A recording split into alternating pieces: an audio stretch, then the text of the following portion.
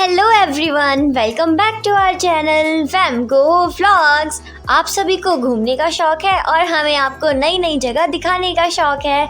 तो चलिए इसी क्रम को आगे बढ़ाते हुए आज हम आपको लेकर आए हैं रानी पद्मावती के उसी महल में, जहाँ पर उन्होंने अपने साथ टोटल 13,000 रानियों के साथ जौहर किया था। जी हाँ, आज हम आपको लेकर आए हैं चित्तौड़गढ़ फोर्ट में, जो कि राजपूतों के साहस, शौर्य, त्याग और बलिदान का बहुत ही अच्छा प्रतीक है। तो चलिए आज हम देखते हैं चित्तौड़गढ़ फोर्ट। यहाँ से अंदर जाते वक्त हमें यहाँ पर सबसे पहला दरवाज़ा दिखाई देता है।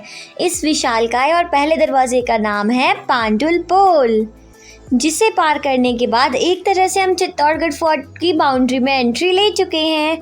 यहाँ से आगे चलने वाली ये सड़क धीरे धीरे चढ़ाई की ओर ऊपर चढ़ती जा रही है। गुनगुन और मेघा, तुम दोनों के लिए एक एक घोड़ा, बैठ जाओ दोनों। अंदर से ये किला बहुत ही ज़्यादा बड़ा और बहुत ही ज़्यादा विशाल है, तो अगर आप चाहें तो इन घोड़ों की हेल्प से भी इन घोड़ों पर बैठकर भी पूरे किले को आराम से घूम सकते हैं, एज पर योर विश। ये चित्तौड़गढ़ फोर्ट पूरे इंडिया का सबसे बड़ा किला है और ये बहुत ही सुंदर, भव्य और आकर्षित है। इसीलिए ही इसे 2013 में यूनेस्को के द्वारा विश्व धरोहर स्थल में शामिल किया गया था, यानी कि दुनिया के सबसे सुंदर किलों की लिस्ट में इसे शामिल कर लिया गया था। और अब तीसरे दरवाजे की तरफ आगे बढ़ते हुए हम लोग किले के और पास आते जा रहे हैं। और ये है जो पीछे हमने आपको दिखाया था, वो मेन सेकंड गेट नहीं था, ये है चित्तौड़गढ़ किले में जाने का दूसरा दरवाजा और इसका नाम है हनुमान पोल। अब हम हनुमान पोल से आगे बढ़े हैं। थोड़ा थोड़ा ये जो किला है, ये रणथंभौर फोर्ट में जैसे हम चढ़ाई चढ़ते हैं तो गेट आते हैं, ऐसे ही इसमें भी कई गेट आएंगे।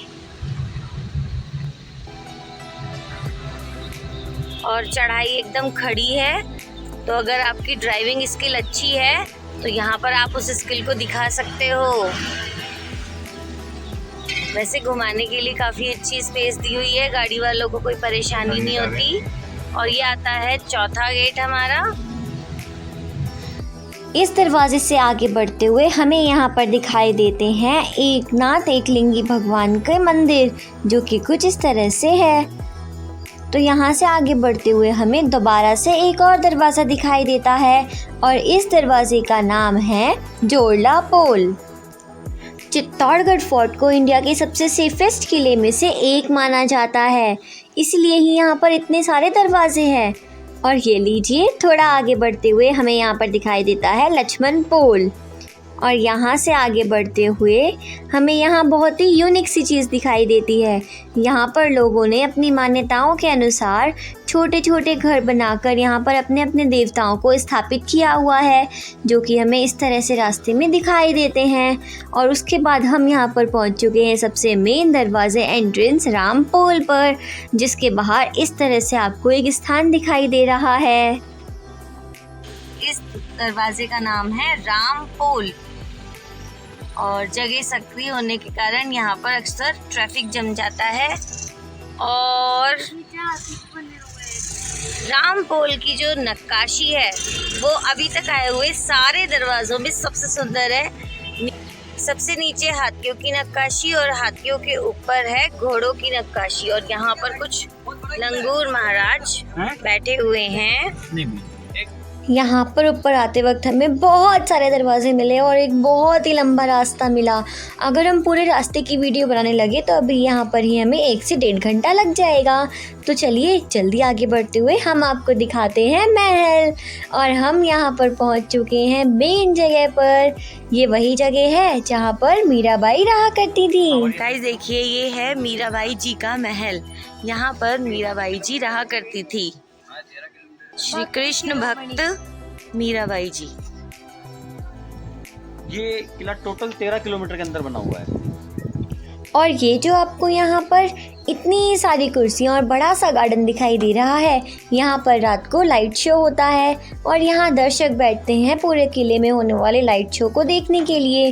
पीछे बने हुए ये जो दो मंदिर है, इनमें से जो बड़ा वाला मंदिर है ये कुमशाह मंदिर है और छोटा वाला मीराबाई जी का मंदिर है, जहाँ पर बैठकर वो कृष्ण जी की पूजा और अर्चना किया करती थी। तो ये हम देख रहे हैं इस समय कुंभा महल, और ये जो हमारे वानर प्राणी हैं मेघा नाम के, ये वहाँ पर इन्हें कोई सिंहासन दिखा है, वहाँ बैठने की सोच रहे हैं। इस किले में एक जगह से दूसरी जगह जाने के लिए अंडरग्राउंड बहुत सारे रास्ते बने हुए हैं। क्योंकि ये किला बहुत ही ज़्यादा बड़ा है, इसलिए यहाँ पर अंदर गुप्त रास्ते बने हुए हैं जो कि जल्दी एक जगह से दूसरी जगह पर हमें पहुँचा देते हैं। लेकिन अब इन सभी रास्तों को बंद कर दिया गया है ताकि कोई भी पर्यटक या टूरिस्ट यहाँ पर अंदर जाकर किसी भी रास्ते में फंस ना जाए। तो हम आपको ये रास्ते नहीं दिखा सकते हैं। तो चलिए अब हम आपको लेकर चलते हैं इस किले में और आगे। ये जो ऐतिहासिक दुर्ग है, यहाँ पर लगभग 35 बहुत ही शानदार सुंदर सुंदर मॉन्यूमेंट बने हुए हैं, जिनमें से 19 तो मुख्य मेन मंदिर है और 4 बहुत ही सुंदर महल के परिसर है और 4 हिस्ट्री के हिसाब से बहुत ही स्पेशल मॉन्यूमेंट या फिर स्मारक है और 20 जल के लिए या फिर पानी के लिए कह सकते हैं हम पॉन्ड्स बने हुए हैं, या फिर जल के हिसाब से बहुत सारी 20 जगहें बनी हुई हैं। तो सबसे पहले हम यहाँ पर आ चुके हैं इस पहले मंदिर पर। इस पूरे महल में लगभग 113 अलग अलग छोटे बड़े मंदिर बने हुए हैं, जिनमें से ये एक है। ये बहुत ही प्राचीन शिव जी का मंदिर था, परंतु जब यहाँ पर अलग अलग इन्वेडर्स ने इन्वेड किया, आक्रमण किया, तब उन्होंने यहाँ पर सभी मंदिरों को बहुत ही ज़्यादा क्षति पहुँचाई और उसी समय ही इन मंदिरों को खंडित किया गया। खंडित होने की वजह से ही ये मंदिर बंद है और अंदर नहीं जा सकते हैं। यहाँ पर बाहर जो आपको नक्काशी दिखाई दे रही है, उसी से ही आपको अंदाज़ा लग गया होगा कि ये मंदिर कितना सुंदर है। जब बाहर से आए हुए आक्रमणकारी यहाँ पर आक्रमण किया करते थे, तब वो यहाँ पर बनी हुई मूर्तियों को तोड़ देते थे। किसी मूर्ति का हाथ या फिर किसी मूर्ति का पैर या फिर किसी मूर्ति के सर को तोड़कर वो उसे खंडित कर दिया करते थे, ताकि दोबारा से उनका प्रयोग ना किया जाए, दोबारा से उनकी पूजा ना की जाए। तो हम यहाँ से आगे बढ़ते हैं और यहाँ हमको दिखाई देती है श्रृंगार चोरी, लेकिन उसी प्रकार से इस भव्य मंदिर को भी पूर्णतः नष्ट कर दिया गया है। तो अब तो ये यहाँ पर खंडर ही बचे हैं। यहाँ से आगे बढ़ते हुए अब हम आपको दिखाएंगे प्राचीन तोपखाना। ये जो आपको जगह दिखाई दे रही है, यहाँ पर इन्हीं मंदिरों के टूटे हुए अवशेषों को रखा गया है। चलिए अब हम आपको ले जा चुके हैं यहाँ के तोपखाने में, जहाँ पर यहाँ की बहुत सारी छोटी बड़ी अलग अलग तोपें रखी हुई हैं। इन तोपों को बनाते वक्त जो लोहा प्रयोग किया गया था वो इतनी उत्तम किस्म का था, जो कि धूप में रखने पर भी इस समय बिल्कुल गर्म नहीं है, बिल्कुल ठंडा और शीतल है। इस पर भी देखो कितनी सुंदर नक्काशी की गई है। वैसे तो आपने हमारे चैनल पर पहले भी बहुत सारी तोपें देखी होंगी, लेकिन आज हम आपको दिखाने वाले हैं अलग अलग साइज़ की छोटी और बड़ी तोपें। ये सभी तोपें उस समय अलग अलग युद्धों में प्रयोग की जाती थी। जैसे कि यहाँ पर ये जो बड़ी तोप है और साइड में एक छोटी लंबी और छोटी और मोटी सी तोप दिखाई दे रही है। एक तोप कोची की, एक मेगा की, गुनगुन की और बड़ी वाली मेरी है गाइस। अरे कहना क्या चाहते हो? एक तो है कोची, मेगा, गुनगुन, पापा और अम्मा की तोप।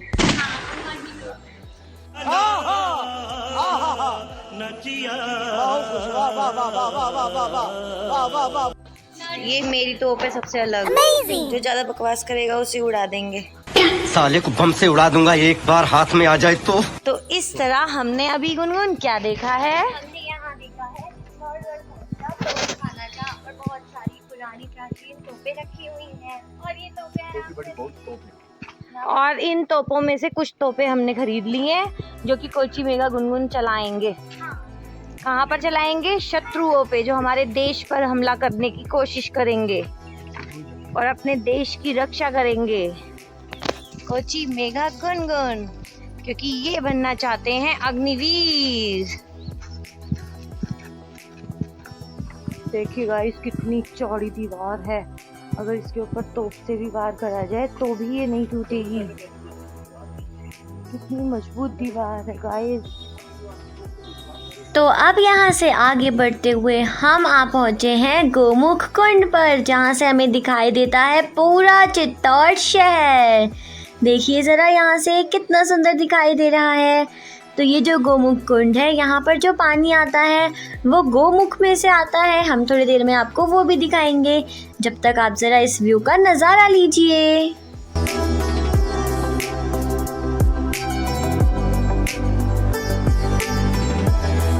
अब साधारण सी बात है, ये किला पहाड़ पर बना हुआ है और पहाड़ पर किसी भी प्रकार की झील या तालाब तो हो नहीं सकता है। तो पीने के पानी की आपूर्ति करने के लिए यहाँ पर राजा ने टोटल 84 छोटे बड़े बहुत सारे सुंदर सुंदर जलाशय बनवाए थे। लेकिन अब उन 84 जलाशयों में से ओनली 22 ही बचे हुए हैं। बाकी सभी जलाशय या तो सूख चुके हैं या फिर नष्ट हो चुके हैं। इन सभी जलाशयों की भी उस समय पर अपना धार्मिक महत्व था, क्योंकि इन सभी जलाशयों के पानी को पीने के लिए काम लिया जाता था। अब हम दर्शन करेंगे गोमुख कुंड के। तो चलिए अब हम आपको दिखाते हैं गोमुख कुंड, जहाँ से हमेशा यहाँ पर पानी बहता रहता है। जैसा कि हमने आपको बताया था कि इस महल में 114 छोटे बड़े शिव जी के बहुत सारे मंदिर बने हुए हैं। तो यहाँ पर भी जो शिव जी हैं उनकी यहाँ पर पूजा हो रही है। जब हम यहाँ पर पहुँचे तब यहाँ पर पूजा आरती का समय हो चुका था। यही है वो गोमुख कुंड, जहाँ से हमेशा पानी बहता रहता है, वो भी बिना रुके।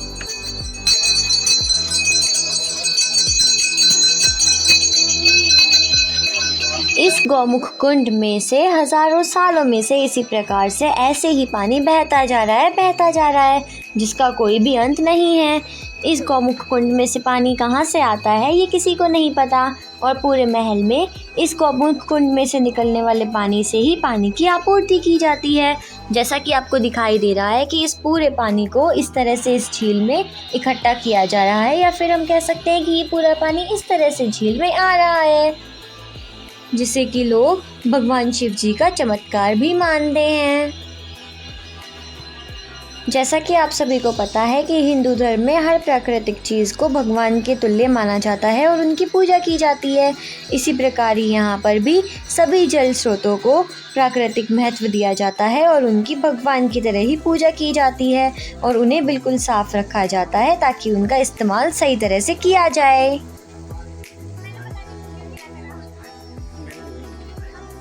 यहाँ आपको अगर इसमें दिख रही हो तो कितनी सारी मछलियाँ हैं, और इस तरफ भी मछलियाँ हैं, नन्ही नन्ही मछलियाँ, और बीच में बड़ी मछलियाँ भी हैं, जिनको जब चुग्गा डालते हैं तो वो ऊपर आती है। हाँ,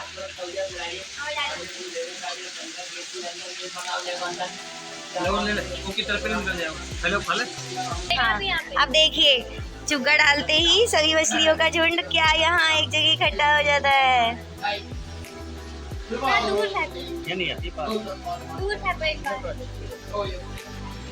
वो आई थी, डालो,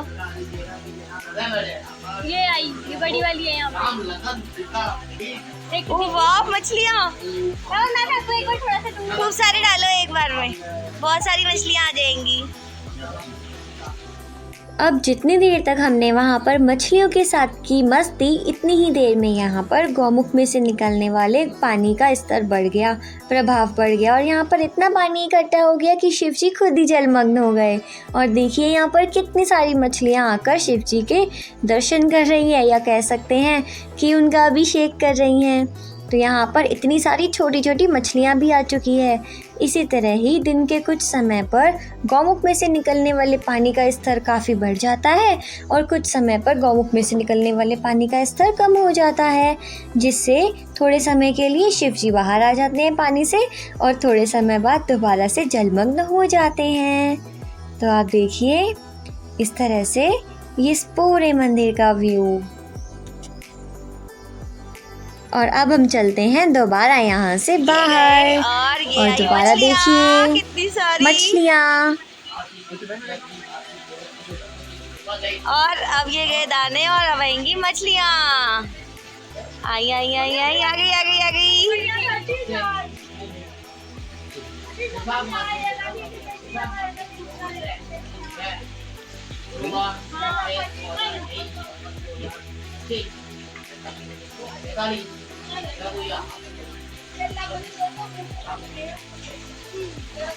में दिख रही है मछलियाँ? हाँ, ऊपर से देखो बेटा, आपको इतना चेहरा भी दिख रहा है। मुझे भी दिख रही है मछलियाँ। तो मछलियों को चुगा डालने के बाद, गौमुख के दर्शन करने के बाद, महादेव जी के साथ प्रार्थना करने के बाद अब हम लोग वापस लौटते हैं विजय स्तंभ की तरफ, यहाँ से होते हुए।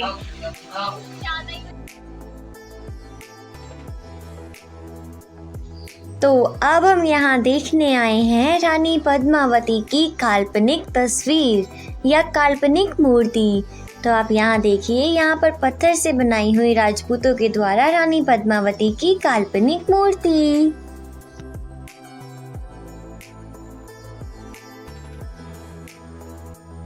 आपको याद होगा वीडियो की शुरुआत में हमने आपको एक गुफा दिखाई थी, उसी प्रकार से वो गुफा खुलती है यहाँ पर, जो कि अभी बंद है।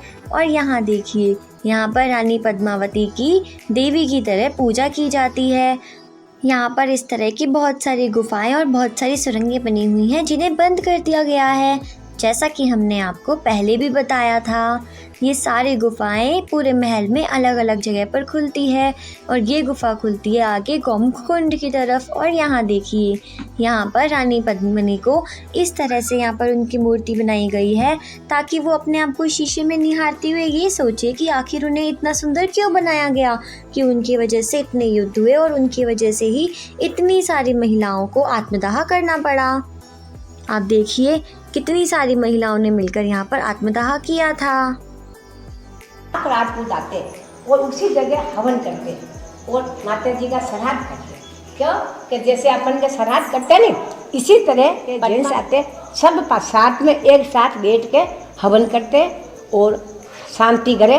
पद्मा रानी की आत्मा के शांति के लिए हवन यज्ञ किया जाता है। हवन करते हैं। हवन जिस दिन फागुन के महीना में चैत महीना आता है, उसके 11 के दिन दशा माता पूज के, हमारे हिंदू धर्म में दशा माता पूजते, दशा माता पूज के 11 का दिन रानी ने जोहर किया, उसी दिन हवन।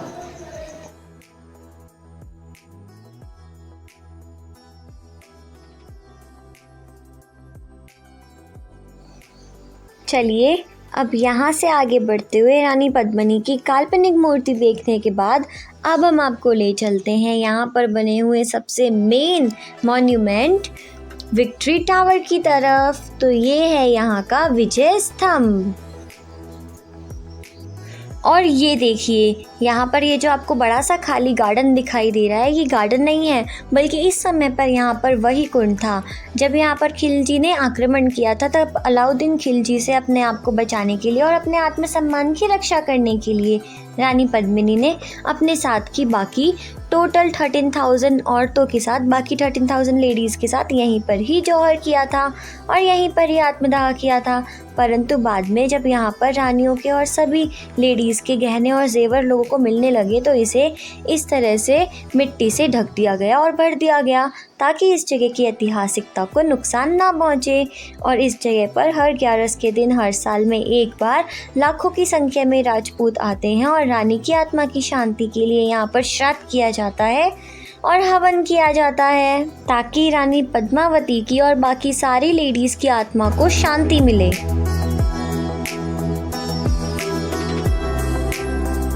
और ये देखिए, यही है वो अग्निकुंड, यही है वो हवन कुंड जहाँ पर रानी का श्राद्ध किया जाता है और सभी राजपूत आकर हवन करते हैं।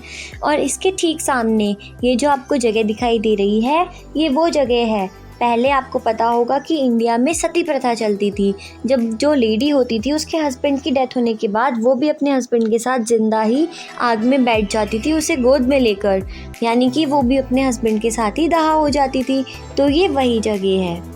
और ये है यहाँ का दूसरा जौहर गेट। जब यहाँ पर अकबर ने आक्रमण किया था तब यहाँ के जो राजा थे पत्ता, उनकी पत्नी थी रानी फूल कंवर। उनके हारने के बाद यहाँ पर भी रानी फूल कंवर ने हज़ारों रानियों के साथ लगभग 3,000 दूसरी महिलाओं के साथ यहाँ पर जौहर किया था या फिर सामूहिक आत्मदाह किया था। तब उन्होंने इसी दरवाजे में से अंदर एंट्री ली थी। तो उसी याद में ही ये दरवाज़ा भी यहाँ पर सुसज्जित है और इस दरवाजे को सब जानते हैं। महादेव का मंदिर कहलाता है, जिसको राजा भोज ने इस मंदिर का निर्माण कराया था। उसमें शिव की 9 फीट की मूर्ति साक्षात, जिसके शिव के रूप मिलेंगे आपको ब्रह्मा विष्णु महेश, 3 फेस मूर्ति 9 फीट की। बाद में उसका सेकंड टाइम जीर्णोद्धार किया था, बताते हैं राणा कुंभा के जो पिताश्री थे राजा मोकल, उन्होंने उसका सेकंड बार